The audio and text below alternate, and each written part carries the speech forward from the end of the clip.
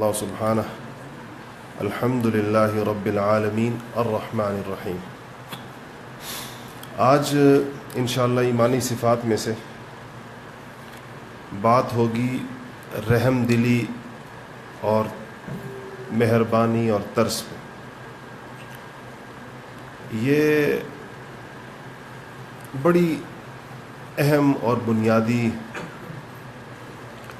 بات ہے اور وصف ہے۔ ہمیں مسلمانوں کو ہر کام اللہ تعالیٰ کے نام سے شروع کرنے کے لیے کہا گیا ہے۔ ہمیں کہا گیا کہ جب بھی ہم کوئی کام کریں، شروع کریں تو اللہ کا نام لے کر شروع کریں۔ اللہ تعالیٰ کا ایک نام اس کا اسم ذاتی کہلاتا ہے، ذاتی طور پر اللہ تعالیٰ کا نام ہے، اور باقی اللہ تعالیٰ کے صفاتی نام ہیں۔ آپ نے بات سنی بھی ہے نا کہ اللہ تعالیٰ کے 99 نام ہیں، 99 صفاتی نام ہیں۔ ایک اللہ کے ذاتی نام یہی لفظ اللہ ہے، یہ اللہ کا ذاتی نام ہے، اور صفاتی نام یہ سارے ہیں، باسط ہے، حفیظ ہے، منان ہے، اور غفور ہے، شکور ہے، یہ سارے کے سارے اللہ جل شانہ کے نام ہیں۔ تو ہم اللہ تعالیٰ کے جس نام کو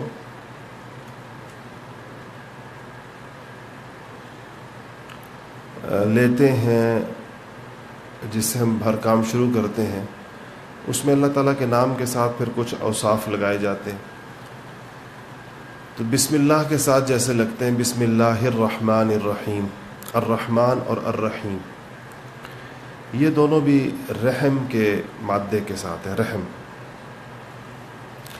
رحم عربی میں اس رقت کو اور نرمی کو کہتے ہیں جس کی وجہ سے انسان پر دوسرے کے لیے شفقت اور دوسرے پر مہربانی اور دوسرے پر احسان کرنے کی کیفیت پیدا ہو جائے، اس کو رحم دلی کہتے ہیں۔ ہم لوگ کہتے ہیں نا دل دکھ گیا، کسی پر دل دکھ جانا انسان کا، اور اس کے نتیجے میں انسان اس کے ساتھ کچھ بھلائی کرنا چاہتا ہے، یہ رحم دلی کہلاتی ہے۔ لیکن یہ رحم دلی پیدا ہوتی جب دل نرم ہو جاتا ہے، کسی کو دیکھ کر یا ویسے نرم ہوتا ہے کسی کیفیت پر۔ اگر دل نرم نہ ہو تو انسان کسی کو برے سے برے حال میں بھی دیکھ کر اس کے ساتھ کسی مہربانی کی کیفیت پیدا نہیں ہوتی۔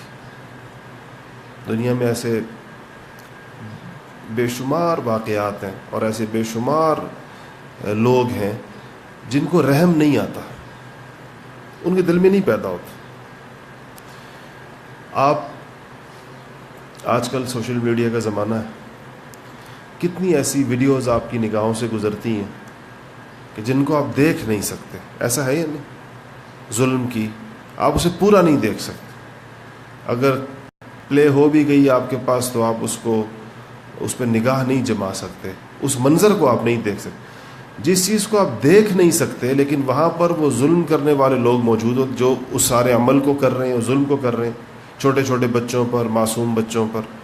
برما کے مظالم آ رہے تھے، آپ نے دیکھی ہوں گی ویڈیوز، کیسی تھیں، بچوں چھوٹے بالکل گود کے بچوں کے ساتھ، یعنی گود کے بچوں کو زمین پر لٹا کر ان کے اوپر کودنا اور ان کی پسلیاں توڑ دینا اس طریقے سے، اور یہ ایسے ایسے مظالم کہ آپ تصور بھی اس کا نہ کر سکیں، لیکن وہ کرنے والے بھی تو انسان ہوتے ہیں۔ حتیٰ کہ بعض اوقات آپ نے دیکھا ہوگا کہ جانوروں کے ساتھ ایسے سلوک ہو رہے ہوتے ہیں کہ وہ کوئی آدمی دیکھ نہیں سکتا بعض۔ اس سے پتہ چلتا ہے کہ انسان کی کیفیت مختلف ہوتی ہے۔ ایک آدمی کے لیے ایک چیز بڑی مشکل ہوتی ہے، دوسرے کے لیے مشکل نہیں ہوتی۔ ایک کے لیے دیکھنا مشکل ہے، دوسرے کے لیے کرنا مشکل نہیں۔ کتنا بڑا فرق ہے کہ ایک آدمی کے لیے وہ ظلم کرنا مشکل نہیں ہے اور ایک آدمی کے لیے وہ ظلم دیکھنا مشکل ہے، دیکھ نہیں سکتا۔ تو یہ جو رحم دلی ہے یہ اسلام کی بڑی مطلوب صفات میں سے ایک ہے، اور اللہ جل شانہ نے اپنے رحم کی جگہ جگہ کو گویا کہ اس کی بنیاد بنایا ہے کہ اللہ تعالیٰ کے اوصاف میں سے رحمان بھی رحم سے بنا ہے اور رحیم بھی رحم سے بنا ہے. اور ہم لوگ پڑھتے ہیں بسم اللہ الرحمن الرحیم. اس میں تھوڑا سا فرق کرتے ہیں علماء. کہتے ہیں کہ رحمان وہ رحم ہے جس کے اندر رحم کا مادہ بہت زیادہ ہو, بڑے پیمانے کا رحم, بہت زیادہ رحم. اور رحیم وہ صفت ہے کہ جس کے اندر رحم تو زیادہ ہے ہی, لیکن اس کے ساتھ ساتھ اس رحم کے اندر ایک تسلسل اور ایک دوام بھی ہے, مسلسل ہے. بعض چیزیں زیادہ ہوتی ہیں لیکن تھوڑے وقت کے لیے ہوتی ہیں, اور بعض چیزیں زیادہ وقت کے لیے ہوتی ہیں لیکن مقدار کم ہوتی ہے. تو یہ دونوں, جب یہ رحمان اور رحیم یہ دونوں اکٹھے ہو جائیں لفظ, تو اس کا مطلب یہ ہے کہ مقدار بھی بہت زیادہ ہے اور اس میں دوام اور تسلسل بھی ہے, مستقل ہے, چل رہا ہے. تو اسلامی تربیت کے اندر, اسلامی اوصاف میں, اسلامی اخلاق میں, اسلامی صفات اور ایمانی صفات میں جو اخلاق پیدا کرنے مطلوب ہیں, ان میں سے ایک اہم خلق جو ہے وہ ہے رحم دلی. اور اپنے دلوں کے جائزہ لیتے رہنا چاہیے کہ ہمارا دل کس قسم کی کیٹیگری میں آتا ہے. اس میں رقت پیدا ہوتی ہے, اس میں جذبہ ترحم کہتے ہیں اس کو, ترحم پیدا ہوتا ہے. کسی انسان کو, کسی جانور کو, کسی بے زبان کو کسی تکلیف میں دیکھ کر کیا ہمیں بھی تکلیف ہوتی ہے؟ کسی کو اذیت میں دیکھ کر کیا ہمیں تکلیف ہوتی ہے یا نہیں ہوتی؟ اس میں لوگوں کی کیفیات مختلف ہوتی ہیں. ایسے لوگ بھی ہوتے ہیں کہ جو کسی کو تکلیف میں دیکھ کر ایسے بے چین ہو جاتے ہیں کہ ان کا کھانا پینا, سونا, جاگنا, ہر چیز ڈسٹرب ہو جاتی ہے. اور ہم نے دیکھے ہیں ایسے لوگ, کسی کو تکلیف میں دیکھ لے ان کو پوری رات نیند نہیں آتی. اور ایسے لوگ بھی ہوتے ہیں جن کو پرواہ ہی نہیں ہوتی, دیکھتے رہتے ہیں, سارے مناظر دیکھتے رہیں گے, تبصرے بھی اس پہ کرتے رہیں گے, لیکن ان کو اس کی کوئی زیادہ پرواہ نہیں ہوتی. تو اللہ جل شانہ کی طرف سے ہمیں مطالبہ ہے کہ ہم اپنے دل کے اندر رحم دلی کے جذبات کو پیدا کریں. رحم دلی ہمارے اندر ہو مخلوق کے لیے. اور احادیث اس حوالے سے جتنی آئی ہیں یا جتنی آیات ہمارے پاس آئی ہیں, ایک میں نے آپ کو بتایا کہ بسم اللہ الرحمن الرحیم, اللہ کا نام شروع کرتے ہیں تو اس کے ساتھ ہم رحم کی دونوں صفات کو لگاتے ہیں. یا سورہ فاتحہ الحمدللہ رب العالمین الرحمن الرحیم, پھر وہی رحم کی صفات ہی اللہ جل شانہ کی ہمارے ساتھ آتی ہیں. قرآن نے بالکل شروع میں سورہ بقرہ کے مومنوں کی صفات بیان کی, ذالک الکتاب لا ریب فیہ ھدی للمتقین. پھر متقین کون ہیں؟ الذین یؤمنون بالغیب ویقیمون الصلاۃ ومما رزقناہم ینفقون. اب یہ رزقناہم ینفقون کیا ہے؟ کہ یہ لوگ غیب پر ایمان لاتے ہیں اور نمازیں پڑھتے ہیں, اور جو اللہ جل شانہ نے ان کو دیا ہے اس میں سے لوگوں کو دیتے ہیں. لوگوں کو دینا رحم دلی کی علامت ہوتا ہے. انصار کی صفت دینے کے اندر پھر ایک اعلیٰ درجہ ہوتا ہے کہ جہاں ایک تو یہ کہ اپنی ضرورت سے زائد دینا. آپ کے پاس ہم سب لوگ جتنے, میں اور آپ جیسے لوگ ہیں, ہم اپنی ضرورت سے جو بہت زائد چیز ہوتی ہے نا اس میں سے کچھ دیتے ہیں. اور ایک ہوتا ہے کہ اپنی ضرورت کے ہوتے ہوئے وہ چیز دے دینا. یہ انصار کی صفت میں سے قرآن نے بیان کیا, وَيُؤْثِرُونَ عَلَىٰ أَنفُسِهِمْ وَلَوْ كَانَ بِهِمْ خَصَاصَةٌ, کہ یہ ایثار کرتے ہیں اپنے اوپر. ایثار کا مطلب ہوتا ہے اپنی ضرورت کو قربان کر کے وہ چیز کسی اور کو دے دینا. آپ بھوکے ہیں اور کھانا آپ کے پاس محدود سا ہے اور آپ کو شدید بھوک لگی ہے, آپ وہ کھانا کسی اور کو دے دیں, خود بھوکے رہ جائیں. یہ روزے ہیں نا, آج کل روزوں کے اندر ذرا یہ بات سمجھنی زیادہ آسان ہے کہ آپ روزے ہیں اور آپ کے پاس افطاری کے لیے کوئی محدود سی چیز ہے اور کچھ بھی نہیں ہے آپ کے پاس, وہ افطاری آپ کسی اور کو دے دیں. یہ واقعات صحابہ کرام رضوان اللہ تعالیٰ علیہم اجمعین کی زندگیوں میں کتنے نظر آتے ہیں. اما عائشہ صدیقہ رضی اللہ تعالیٰ عنہا کے پاس دراہم آئے, اتنے زیادہ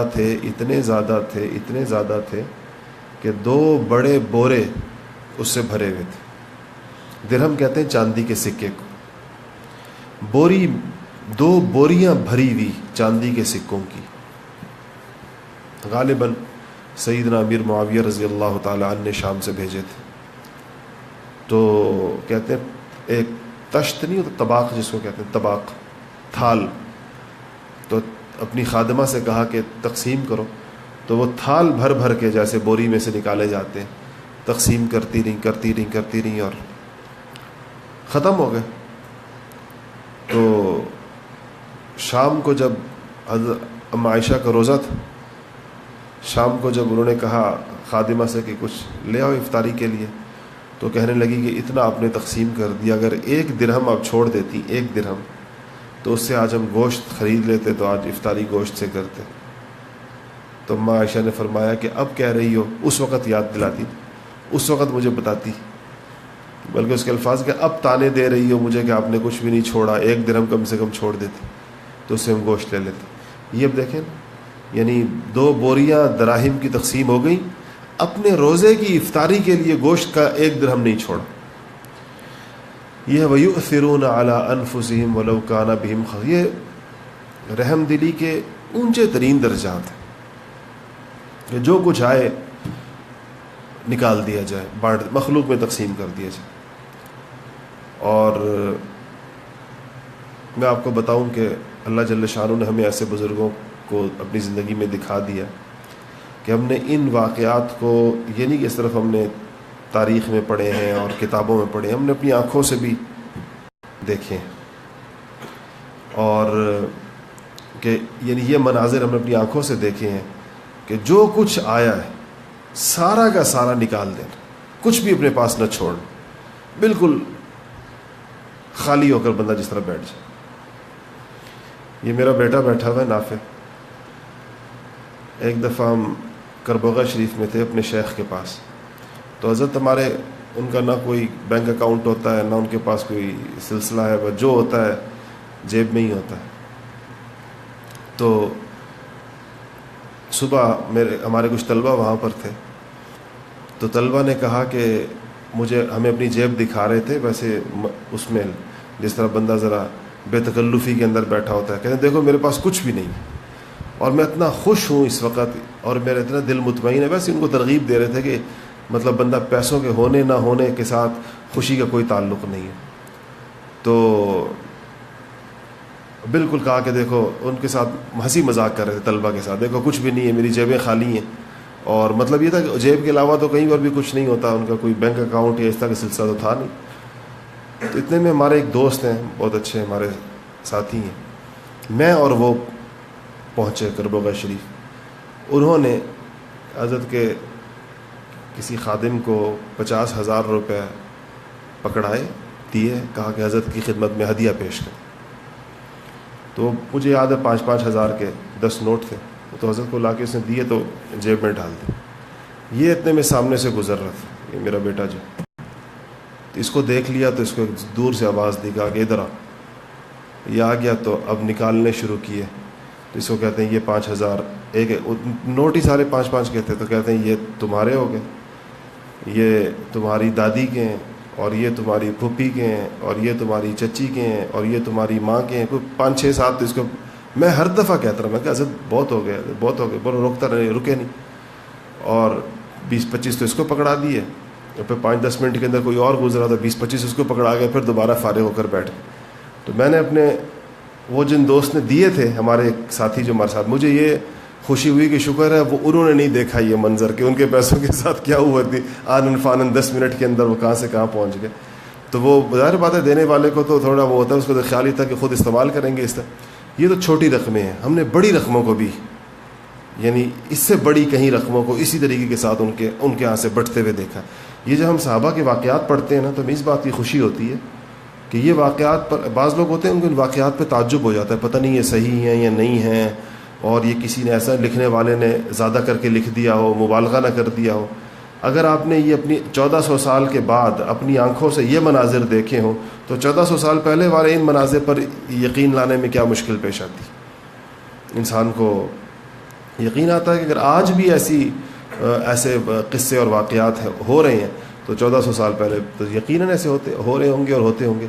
یہ رحم دلی کے مناظر ہیں اصل میں. مخلوق کے اوپر شفقت ہے, مخلوق کے ساتھ ایک اس کے اوپر دل کا دکھنا, اور مطلب اس کی ضرورت کا یا اس کے ساتھ شفقت کا معاملہ اپنی نسبت سے. ہمارا معاملہ الٹا ہے, ہمیں اپنے اوپر زیادہ رحم آتا رہتا ہے, اپنے اوپر ہمیں زیادہ شفقت آتی رہتی ہے. ہمیں خیال ہوتا ہے کہ اپنی بھلائی سوچتے رہتے ہیں, اور جو وصف مطلوب ہے وہ یہ کہ دوسرے کی سوچی جائے گی. قرآن نے ایک تو یہ میں نے بتایا کہ یہ آیت ہے, اور اسی طرح دوسری جگہ پر بھی اللہ جل شانہ نے فرمایا کہ لیس البر ان تولوا وجوہکم قبل المشرق والمغرب, کہ نیکی یہ نہیں ہے کہ تم مشرق کو منہ کرتے ہو یا تم مغرب کو منہ کرتے ہو, ولکن البر من آمن باللہ والیوم الآخر والملائکۃ والکتاب والنبیین. بر نیکی یہ ہے کہ تم اللہ پر ایمان ہو اور آخرت پر ایمان ہو, فرشتوں پر, کتابوں پر, نبیوں پر. بالکل بنیادی ایمانیات کا ذکر ہے, بنیادی عقیدے جو مسلمانوں کے, اور اس کے فوراً بعد جس پہلے عمل کا ذکر ہے وہ ہے وآت المال علی حبہ ذوی القربى والیتامى والمساکین وابن السبیل والسائلین وفی الرقاب. اور نیکی یہ ہے, یعنی پہلے بنیادی ایمانیات کا ذکر ہے کہ تم اللہ پر ایمان لاؤ, آخرت کے دن پر لاؤ, کتابوں پر لاؤ, فرشتوں پر لاؤ. یہ تو ساری ایمانیات ہیں, اعمال نہیں ہیں. عمل جس کا ذکر ساتھ آ رہا ہے, اور مال دینا مال کا, کہ اپنی علی حبہ, کس بنیاد کے اوپر؟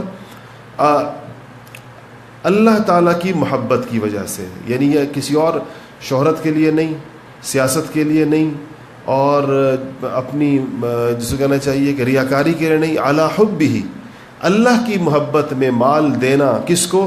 ذوی القربى, رشتہ داروں کو, والیتامى, یتیموں کو, والمساکین, مسکینوں کو, وابن السبیل, مسافروں کو, والسائلین, مانگنے والوں کو, وفی الرقاب, اور کن کو؟ جن کی گردنیں غلامی کے اندر جکڑی ہوئی ہیں, ان کی گردنیں آزاد کرنے کے لیے. اس کے بعد یہ دیکھیں یہ آیت یہاں ہے, اس کے بعد ہے وَأَقَامَ الصَّلَاةَ وَآتَى الزَّكَاةَ, اور نماز پڑھنا اور زکوٰۃ دینا. یہ پہلے وآت المال پہلے ہے, اور پھر اقام الصلاۃ اس کے بعد ہے, اور آت الزکوٰۃ اس کے بعد ہے. تو یہ کیا ترغیب ہے, کس چیز کی ہے؟ یہ رحم دلی کی, کہ انسان کے اندر یہ جذبے ہوں. بہت ساری آیات ہیں اس حوالے سے. اور قرآن نے جہنمیوں کے جہنم میں جانے کی وجوہات بیان کی ہیں. ایک جگہ تو دو بڑی وجہ بیان کی ہیں. اِنَّهُ كَانَ لَا يُؤْمِنُ بِاللَّهِ الْعَظِيمِ, یہ جہنمی جہنم میں اس لیے گئے ہیں, ایک تو اللہ تعالیٰ پر ایمان نہیں لاتے, وَلَا يَحُضُّ عَلَىٰ طَعَامِ الْمِسْكِينِ, اور دوسرا یہ ہے کہ مسکینوں کو کھانا کھلانے کی ترغیب نہیں دیتے. یعنی کہ دو چیزیں جوڑی ہیں, اللہ پر ایمان نہیں ہے اور مسکین کو کھانا نہیں کھلاتے, اس کی ترغیب نہیں دیتے. اور یہ وجہ بنی ہے ان کے جہنم کے اندر جانے کی. یعنی بخل اور کنجوسی جو ہے یہ بھی جہنم کے اندر جانے کے لیے وجہ بنتی ہے. اس طرح بے شمار آیات ہیں, اس بارے میں بہت سارا قرآن پاک جا بجا ہے. احادیث کی طرف اگر آ جائیں, کچھ 2-3 روایات آپ کے سامنے میں پڑھ دوں رحم کے حوالے سے. حضرت جریر ابن عبداللہ رضی اللہ تعالی عنہ سے روایت ہے کہ رسول اللہ صلی اللہ علیہ وسلم نے فرمایا لا یرحم اللہ من لا یرحم الناس, کہ جو آدمی لوگوں پر رحم نہیں کرتا ایسے شخص پر اللہ تعالیٰ رحم نہیں کرتا. یہ آپ نے سنی ہوگی روایت, بہت دفعہ بار بار آئی ہے, جیسے اس سے ملتی جلتی ہے کہ الراحمون یرحمہم الرحمن, کہ رحم کرنے والوں پر اللہ تعالیٰ رحم کرتا ہے. ارحموا من فی الارض یرحمکم من فی السماء, یہ روایت آپ نے بہت سنی ہوگی کہ تم زمین والوں پر رحم کرو, آسمان والا تمہارے اوپر رحم کرے گا. اسی طرح حضرت ابو ہریرہ رضی اللہ تعالی عنہ سے روایت ہے کہ میں نے رسول اللہ صلی اللہ علیہ وسلم سے سنا, وہ فرماتے تھے کہ لا تنزع الرحمت الا من شقی, کہ رحم جو ہے یہ بدبخت کے دل سے نکالا جاتا ہے. صرف بدبخت آدمی ایسا ہوتا ہے, شقی کہتے ہیں بدبخت کو, محروم کو, کہ اللہ تعالیٰ کی رحمتوں سے محروم شخص وہ ہوتا ہے جس کے دل سے رحم کا مادہ نکال دیا جائے، اس کے اندر نہ چھوڑا جائے۔ تو لا تنزع الرحمہ یعنی رحم نہیں نکالا جاتا الا من شقی، مگر بدبخت کے دل سے، اس کے دل سے نکالا جاتا۔ اسی طرح انس رضی اللہ تعالیٰ عنہ کی روایت ہے کہ رسول اللہ صلی اللہ علیہ وسلم نے فرمایا الخلق عیال اللہ، کہ مخلوق اللہ تعالیٰ کا کنبہ ہے۔ کنبے کا مطلب گھرانہ ہے، مخلوق خدا بندی جتنی اللہ کی مخلوق ہے، اس کے اندر انسان بھی آتے ہیں اور جانور بھی آتے ہیں۔ وَأَحَبُّ الْخَلْقِ إِلَى اللَّهِ مَنْ أَحْسَنَ إِلَىٰ عِيَالِهِ، اپنی اس پوری مخلوق میں اللہ تعالیٰ کو سب سے زیادہ پسندیدہ شخص وہ ہے جو سب سے زیادہ اس کی مخلوق کے ساتھ اچھا ہے۔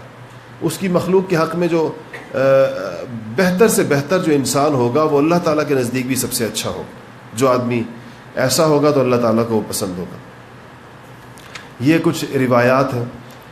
تو علماء نے لکھا ہے کہ اللہ جل شانہ کی بندگی تبھی ہو سکتی ہے جب انسان میں دو چیزیں آ جائیں۔ اگر دو اوصاف انسان میں ہوں گے تو یہ اللہ تعالیٰ کی صحیح معنوں میں بندگی کر سکے گا۔ نمبر ایک یہ ہے کہ جو اللہ تعالیٰ کے شعائر ہیں، شعائر اللہ، لفظ سنا آپ نے شعائر اللہ؟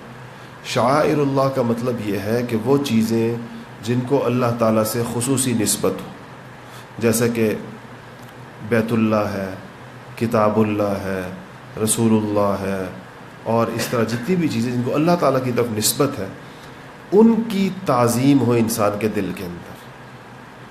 اللہ کی نسبت کی لاج رکھنے والا ہوا انسان ہے کہ اس بات کا خیال رکھنے والا، اس بات کی لاج رکھنے والا کہ اس کو اللہ سے نسبت ہے، اس لیے یہ چیز اس کے نزدیک معزز ہو۔ ایک تو یہ چیز انسان کے اندر ہو۔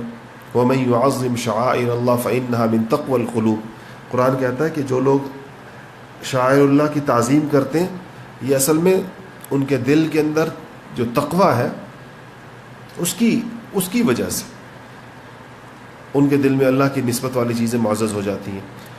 اور دوسری چیز اس کے ساتھ یہ کہ مخلوق خدا پر شفقت ہو، یعنی خالق کے ساتھ، خالق اللہ اور اس سے منسوب تمام چیزوں کے ساتھ عظمت کا تعلق ہو، اور مخلوق کے ساتھ خدمت کا تعلق، مخلوق کے ساتھ شفقت کا تعلق۔ یہ چھوٹوں پر شفقت کرنا، بڑوں کا ادب کرنا، رشتہ داروں کا خیال کرنا اور غریبوں کی مدد کرنا، یہ ساری اسی مخلوق کے ساتھ شفقت کے یہ سارے مختلف شکلیں ہیں، مختلف اس کی صورتیں ہیں۔ اس پر ہمیں یہ غور کرنا چاہیے کہ ہمیں اپنے کسی بزرگ کو دیکھ کر، کسی بڑی عمر کے آدمی کو دیکھ کر، سفید ریش کو دیکھ کر، کسی بوڑھی خاتون کو دیکھ کر کیا ہمارے دل کے اندر کیا کیفیت پیدا ہوتی ہے؟ آپ نے دیکھا کہ بعض اوقات سڑکوں کے اوپر غریب بوڑھیاں نظر آتی ہیں، اتنا بھاری بھرکم سامان انہوں نے اٹھایا ہوا ہوتا ہے اور وہ کہیں چل رہی ہوتی ہیں، جا رہی ہوتی ہیں۔ کیا کبھی ہمارے دل میں ان کی مدد کا جذبہ پیدا ہو، یا ہم گزر جاتے ہیں ویسے؟ ایک بوڑھا آدمی ہم دیکھیں، سفید اس کی بالکل براق داڑھی ہے، اور اس نے ایک اتنا بوجھ اٹھایا ہوا ہے کہ اس کی کمر اس کی وجہ سے دوہری ہو رہی ہے۔ ایسے کسی منظر پر ہمارے قدم رکتے ہیں یا ہم سیدھے چلے جاتے ہیں پرواہ کیے بغیر؟ اپنے عمل کا جائزہ لینا چاہیے۔ اگر یہ مناظر ہمارے قدم نہیں روکتے ہمارے دائیں بائیں، کہ ہم بوڑھی خواتین کو دیکھ کر، لاچار قسم کے بوڑھوں کو دیکھ کر، بڑی عمر کے بزرگوں کو دیکھ کر، آج آپ لوگ بسوں کے اندر یہ مناظر نہیں دیکھتے کہ سفید ریش بزرگ بسوں میں چڑھتے ہیں اور کھڑے ہوتے ہیں، اور وہ کھڑے ہوتے ہیں اور جوان بیٹھے ہوئے ہوتے ہیں۔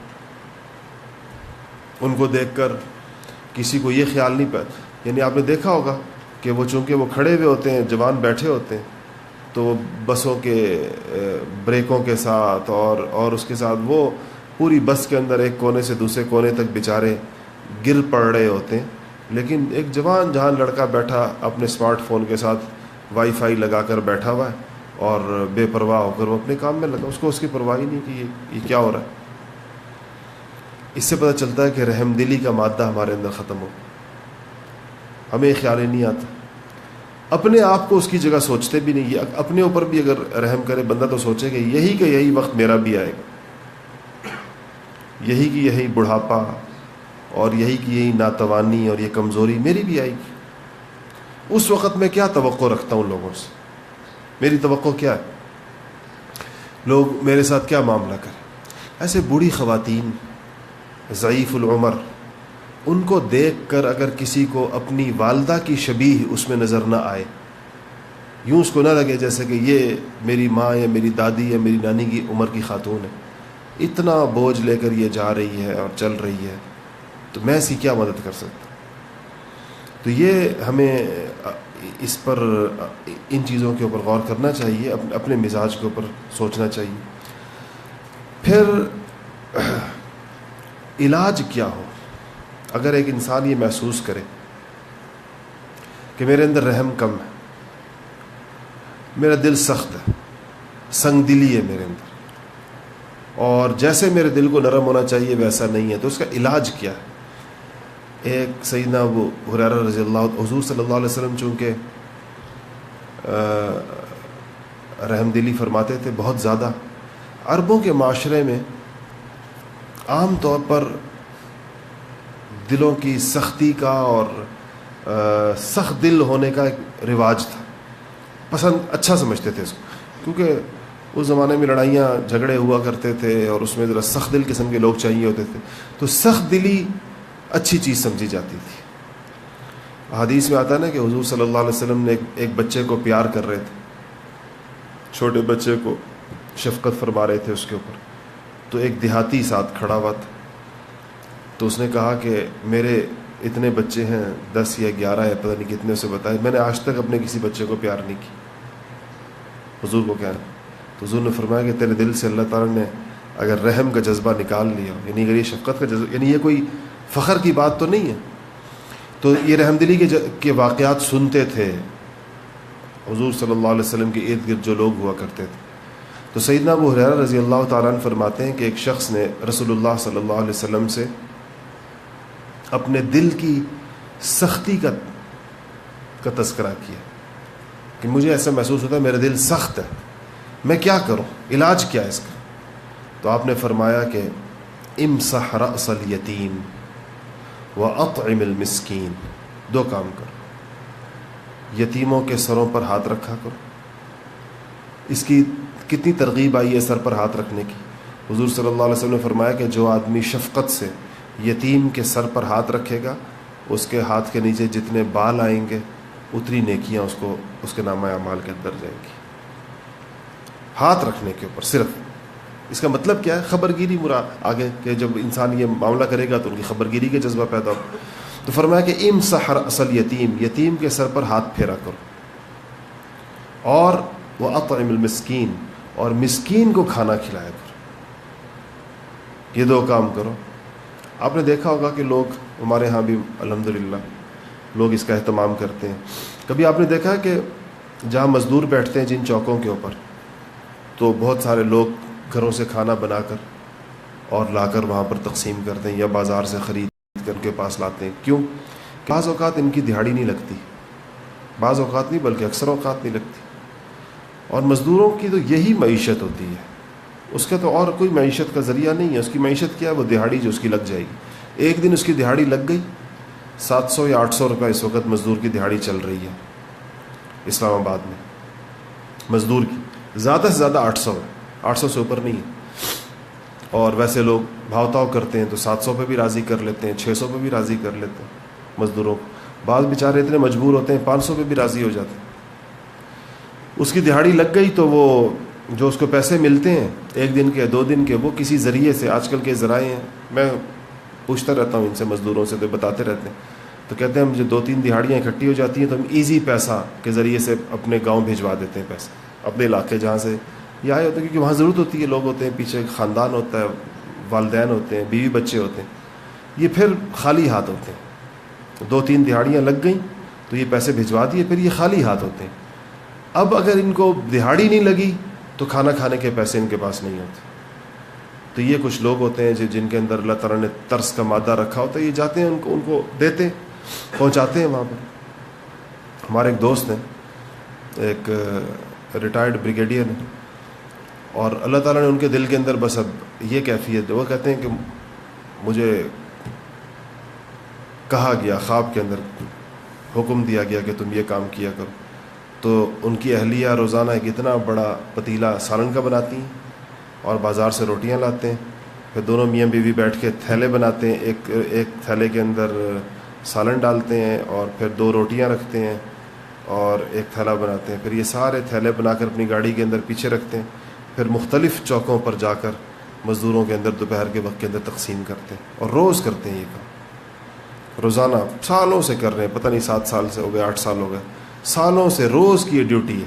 اور کہتے ہیں کہ یہ کھانا جو ہے نا، یہ میری گھر والی خود بناتی ہے، نوکروں کے ہاتھ سے ہم نہیں بنواتے، اور میں خود تقسیم کرتا ہوں، ڈرائیور کے ہاتھ سے نہیں تقسیم کرواتا. اللہ یہ کہیں سفر پہ چلے جائیں کوئی اور کرتا ہے، لیکن جب ہوتے ہیں شہر کے اندر تو کہتے ہیں یہ کام میں خود کرتا ہوں. یہ ہم خالصتاً دونوں میاں بیوی اپنی آخرت کے خیال سے کرتے ہیں کہ ہمیں یہ کام ہمیں خود کرنا چاہیے. تو یہ 2 علاج حضور صلی اللہ علیہ وسلم نے بتائے. ایک یہ کہ یتیم کے سر پہ ہاتھ پھیرو، وَأَطْعِمِ الْمِسْكِينَ، اور مسکین کو کھانا کھلاؤ. تو یہ بات یاد رکھیں کہ جو کھانا کھلانے کا ذکر آتا ہے احادیث میں جگہ جگہ، اس میں پورا کھانا اگر کسی کے پاس نہ ہو، غریب آدمی کیا کرے، کوئی بہت بڑی مقدار، کوئی بہت اعلیٰ معیار، یہ مراد نہیں ہوتا. صحابہ نے رضوان اللہ تعالی اجمعین نے جب حضور صلی اللہ علیہ وسلم نے یہ رمضان کے مہینے کے بارے میں فرمایا کہ اس کے اندر افطار کرواؤ اور کھانا کھلاؤ اور روزہ کھلواؤ، تو صحابہ نے یہ پوچھا کیا رسول اللہ، ہم میں سے بعض لوگ ایسے ہوتے ہیں کہ ان کے پاس اتنا نہیں ہوتا. صحابہ تو بہت غریب لوگ تھے نا، ان میں اکثریت تو بہت غریب لوگوں کی تھی، یعنی فاقہ کش لوگ تھے، فاقے ہوتے تھے ان کے گھر. تو جس کے یہاں خود فاقہ ہے وہ کیا کھلائے گا؟ تو آپ صلی اللہ علیہ وسلم نے فرمایا کہ کہا کہ ہم کیسے روزہ کیسے کھلوائیں لوگوں کا؟ تو آپ نے فرمایا کہ پانی پلا دو، دودھ کا 1 گھونٹ پلا دو، 1 کھجور کھلا دو، تمہیں وہ ثواب ملے گا جو کہ پورا کسی کو روزہ افطار کرانے اور کھانا کھلانے کا ثواب ملتا. تو کھلانے پلانے کے اندر یہ قطعاً مراد نہیں ہے کہ آپ اسے مراد یہ کہ اب آپ بکرے ذبح کریں اور آپ جو ہے نا وہ بڑے بڑے جانور تو اس کو کھانا کھلانا ہوتا. اگر آپ نے کسی کو سوکھی روٹی بھی دے دی، آپ نے کسی کو کھجور دے دی، آپ نے کسی کو کوئی ایسی چیز جو آپ کے بس میں اور اختیار میں، اور ایک بندے کو دے دی، آپ ایک بندے کا اختیار ہے، ایک کو دے دی، یہ بات ہمیشہ یاد رکھیے گا کہ اللہ جل شانہ کے ہاں اعمال گنے نہیں جاتے، تولے جاتے. وہاں کاؤنٹنگ نہیں ہوتی کہ آپ نے کیا دیا ہے، وہاں تو اس کا ایک وزن ہوتا ہے. ایک بندے کا 1 روپے کسی اور کے 1 کروڑ روپے سے زیادہ بھاری ہو سکتا ہے. اس 1 روپے میں اخلاص زیادہ ہو، اس 1 روپے کے اندر یہ دیکھا جاتا ہے کہ یہ 1 روپے اس کی معیشت کا کیا بنتا ہے. دیکھیں فرض کیجئے ایک آدمی کے پاس 10 روپے ہیں کل، اس میں سے وہ 1 روپے دے دیتا ہے، تو اس نے اپنی ٹوٹل معیشت کا 10% دے دیا. ایسے ہی ہے. اور ایک آدمی کے پاس 1 ارب روپے ہے، اس میں سے اس نے 1 لاکھ روپے دے دیا. تو یہ کس کا تناسب زیادہ ہوا؟ 10 روپے دینے والے کا زیادہ ہوا. 100 روپے میں سے 10 روپے میں سے 1 روپے دینے والے اور 1 ارب میں سے 1 لاکھ دینے والے کے اندر فرق. تو اس لیے یہ نہیں سوچنا چاہیے کبھی بھی کہ جب جو یہ اس طرح کی روایات کو سن کر کہ یہ تو شاید مالداروں کی طرف متوجہ ہیں، ان لوگوں کی طرف متوجہ ہیں جن کے پاس بہت زیادہ پیسہ ہے، وہ دیا کریں، دیگیں پکایا کریں اور دیگیں تقسیم کیا کریں اور ٹرک کے ٹرک تقسیم کیا کریں. ایسے نہیں، یہ اس چیز کی بات نہیں. یہ ہر فرد اپنی ذاتی انڈیویجول کیپیسٹی کے اندر، اپنی ذاتی حیثیت کے اندر جو اس کی معیشت ہے اس کے مطابق اس کی طرف یہ چیزیں متوجہ ہیں. صحابہ کرام، میں نے کل کی باتیں بھی ذکر کیا تھا کہ صحابہ کرام رضوان اللہ تعالی علیہم مجمعین نے ان اوصاف کی پریکٹیکلی ان کو کر کے دکھایا کیسے ہوتے. ہمارے سامنے عملی نمونہ انہی کا ہے، حضرات صحابہ کا، کہ عملاً وہ کر کے انہوں نے دکھایا. سیدنا عمر فاروق رضی اللہ تعالی عنہ خلیفۃ المسلمین ہیں اور امیر المؤمنین ہیں اور حضور صلی اللہ علیہ وسلم کے جانشین ہیں، ابوبکر صدیق رضی اللہ تعالی عنہ کے بعد. کتنے واقعات ان کے بارے میں آتے ہیں کہ یہ جو ان کا راتوں کو اٹھ کے گھومنا، لوگوں کے حالات کا پتہ کرنا، اور وہ جو آپ نے مشہور قصہ سنا ہوگا کہ گزر رہے تھے اسی طرح رات کو، تو مدینہ سے باہر قافلے جب آتے تھے تو عام طور پہ شہر سے باہر آ کر ڈال دیتے تھے، تو ایک عورت کو دیکھا کہ بیٹھ کے وہ ہنڈیا پکا رہی، ایک ہنڈیا چڑھائی ہوئی ہے اس نے، اور اس کے آس پاس بچے رو رہے ہیں. تو آپ نے اس سے پوچھا بچے کیوں رو رہے ہیں؟ تو اس نے کہا کہ کچھ ہے نہیں، بھوک سے رو رہے ہیں، ایک دو دنوں سے انہوں نے کچھ کھایا نہیں. اور تو آپ نے فرمایا کہ یہ جو تم نے ہنڈیا میں چڑھایا ہے اس کو کیوں نہیں کھلاتی؟ تو اس نے کہا کہ ہنڈیا میں کچھ بھی نہیں ہے، ان کو بہلانے کے لیے میں نے اسے پانی چڑھایا، پانی ہنڈیا میں ابل رہا ہے، نیچے ویسی آگ جلائی ہوئی ہے، اور میرے پاس ان کو کھلانے کے لیے کچھ نہیں ہے. تو آپ گئے بیت المال، رات کا وقت تھا، وہاں سے آٹا اٹھایا اور کھجور اٹھائی اور گھی اٹھایا لائے، اور آ کر خود اس ہانڈی کے اندر چیزوں کو ڈالا، اپنے منہ سے اس لکڑی کو پھونکے مارتے رہے، اس آگ کو جلایا اور اس کو پکایا، پکا کر ان بچوں کو دیا. تو بچے کھانے بھی لگے اور ہنسنے بھی لگے. تو ان کو ہنستا ہوا دیکھ کر آپ خوش ہو رہے. تو وہ عورت کہنے لگی کہ کتنے تم نیک آدمی ہو، صحیح بات یہ ہے کہ عمر کی بجائے تم کو امیر المومنین ہونا چاہیے تھا، تم جیسا بندہ ہوتا جو امیر المومنین ہوتا، جس کو اتنی فکر اور اتنی خبر ہے. تو اسی طرح صرف یہ نہیں کہ خود ایسے، ایک موقع پر اسی طرح باہر نکلے تو دیکھا کہ خیمہ لگا ہوا ہے بالوں کا بنا ہوا، جانور کے کھال کا. تو ایک بندہ باہر بیٹھ، کام کرو بھائی. آپ نے پھر اس نے نہیں پہچانا کہ آپ کون ہیں. پھر آپ نے اس سے پوچھا کہ بھائی خیمے سے کسی کی ایسی آواز آ رہی ہے کہ جیسے کوئی مشکل میں ہو، تکلیف میں ہو. تو اس نے کہا کہ بھائی بات یہ ہے کہ میری بیوی ہے اور ہمارے ہاں بچے کی ولادت ہو رہی ہے، کوئی بندہ نہیں ہے ہمارے پاس اور کوئی چیز نہیں ہے اس وقت اس کو دینے کی. آپ گھر تشریف لائے اور اپنی اہلیہ صاحبہ سے، جن کا نام ام کلثوم تھا، اور پتہ ہی ام کلثوم کون ہے؟ یہ ام کلثوم حضرت فاطمۃ الزہرا اور علی مرتضیٰ رضی اللہ تعالی عنہ کی بیٹی ہیں، اور یہ حضرت عمر رضی اللہ تعالیٰ عنہ کی اہلیہ تھی، آخری اہلیہ. بہت عمر میں فرق تھا، لیکن یہ آخری نکاح حضرت عمر فاروق رضی اللہ تعالیٰ عنہ کا حضرت ام کلثوم سے ہوا ہے، جو حضرت علی کی بیٹی تھی. تو گھر آئے اور حضرت ام کلثوم سے کہا کہ اس طرح ایک خاتون مشکل کے اندر ہے، تو کچھ سامان تم لے لو اپنے ساتھ، جو بچے کی ولادت کے اندر جو چیزیں کام آتی ہیں وہ بھی ساتھ لے لو، کھانے پینے کا سامان بھی لے لو.